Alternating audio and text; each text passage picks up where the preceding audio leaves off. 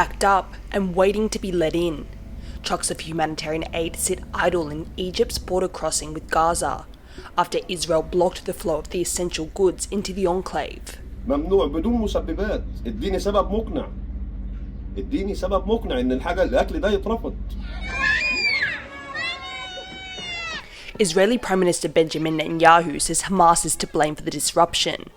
The group rejecting a proposal to extend the first phase of the temporary ceasefire in Gaza for another 6 weeks. The extension apparently proposed by US Special Envoy to the Middle East, Steve Witkoff, as the first phase of the truce ended on Saturday. וויטקוף הציע את המתווה להארכת הפסקת האש, לאחר שהוא התרשם שאין בשלב זה אפשרות לגשר בין שתי העמדות של ישראל ושל החמאס לגבי שלב ב', ושדרוש זמן נוסף לשיחות כדי להשיג הסכמה אפשרית. Washington is yet to confirm the proposal. Netanyahu says it includes a halt to the fighting until the end of the Muslim holy month of Ramadan and the Jewish Passover holiday, as well as the release of half the remaining 59 Israeli hostages held in Gaza.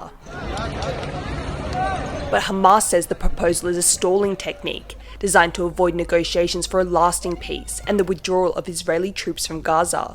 The group has hit out at Israel's blockade on the Strip, calling it a war crime, while neighbouring countries, including Egypt, criticise the move.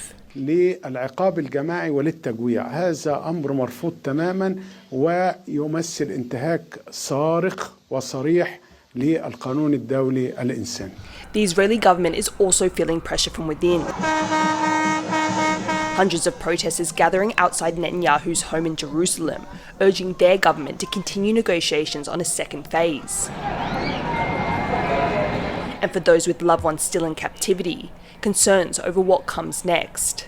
At this point, we were supposed to be hearing all about the second phase and how Israel and Hamas and the mediators are planning to bring all the hostages back, including my cousin.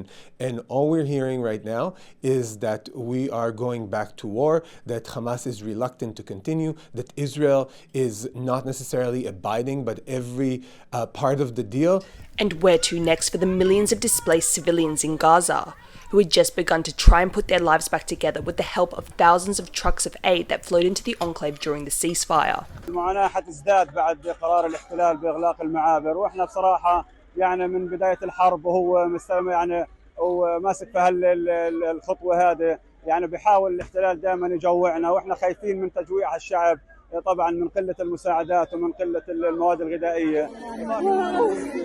In this conflict that has already claimed tens of thousands of lives, renewed fighting could once again leave these refugees picking up the pieces. Dolphine, Chen and Rosie Grenenger for TaiwanPlus.